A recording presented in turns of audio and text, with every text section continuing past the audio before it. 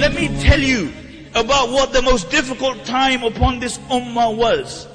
If you gather all the suffering of the Muslim world today, it does not compare with a fraction of what the Muslim ummah went under the Mongols. History records that there were only two generals who never lost a battle. One was Genghis Khan and the other was Khalid bin Walid radiyallahu anhu, the sword of Allah. When Genghis Khan and his descendants, they ransacked, they decimated the Muslim world, and this is no exaggeration. Western historians mention they reached Poland, they reached Bulgaria, they reached Moscow, but they mention that what they did to the Muslim world was unparalleled in cruelty. When they took Bukhara, the narrations mention they gathered every single Muslim in the masjids and they butchered them. When they took Samarkand, they gathered the Muslims outside Samarkand, and then every single Muslim was butchered, and then they cut off their heads and they made pyramids out of their heads.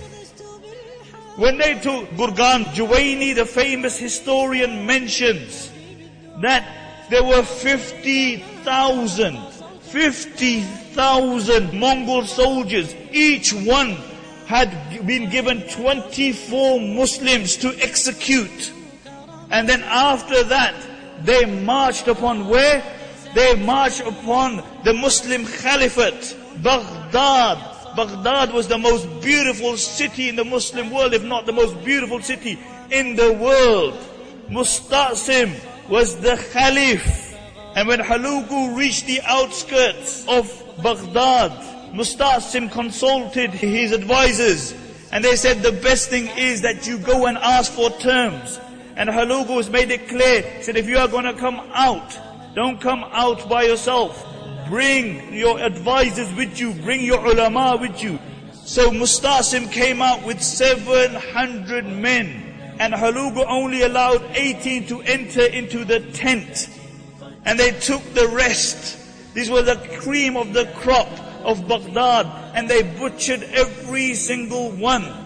And now Musta'sim is standing in the court of the Mongol prince. And the same Musta'sim, people would come to his court, he would rebuke, he would chastise, he's shaking in front of Hulugu. And then Hulugu mentions that I'm going to keep you alive for a while. And the reason that they kept him alive is that they wanted him to go back into Baghdad and tell his men to put their weapons down. So they took him back to Baghdad. And when he had told the people of Baghdad to put their weapons down, the narrations mention they brought his 3 children in front of him, and then they butchered them. Then they brought his sisters in front of him, and in front of his eyes they killed his sisters. And then they gathered the ulama, and they began to kill all the Sunni ulama. And then Hulugu said that the blood of the Muslims is halal. For the next 40 days, they unrelentingly butchered the Muslims for 40 days. In those days, you didn't have machine guns. They would make the Muslims line up, and they would pluck them like you pluck a chicken from a poultry farm. And then they would slaughter them. For 40 days this went on. The Muslims were so petrified. The narrations mention that a Mongol woman would enter into a Muslim home and she would kill every single individual, and nobody would fight her back. A Mongol woman would tell a group of Muslim men, don't move from here. And they wouldn't move from there. And she would go home and she would bring a sword and she would butcher every single one.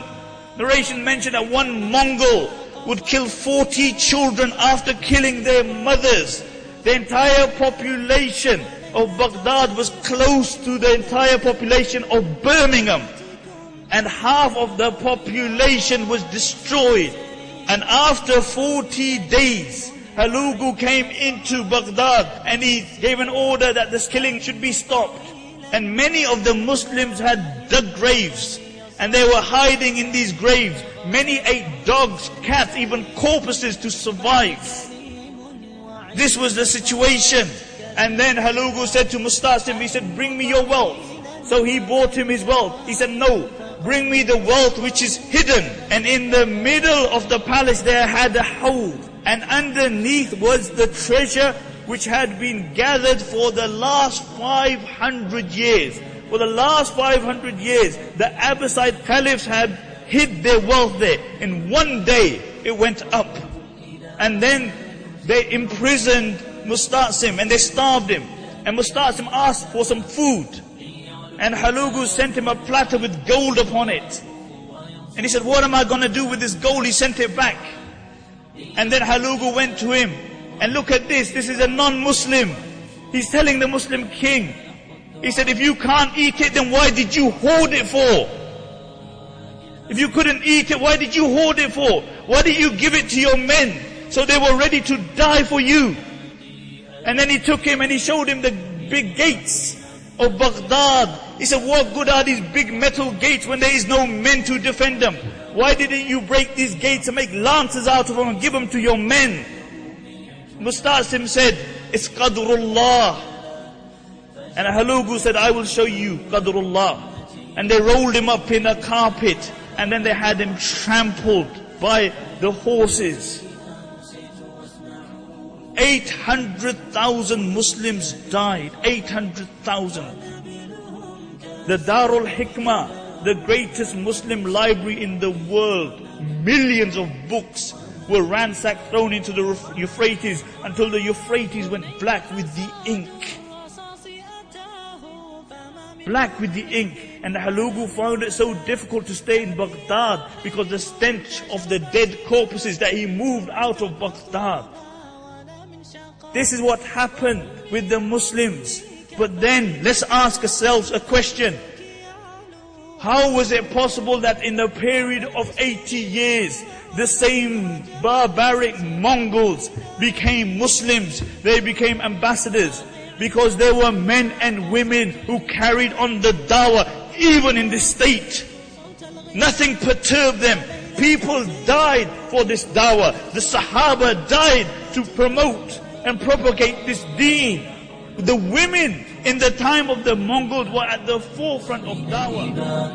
ونحن ننام كأهل الرضيم وفي غفلة قد يحل البلاء وأرجو الإله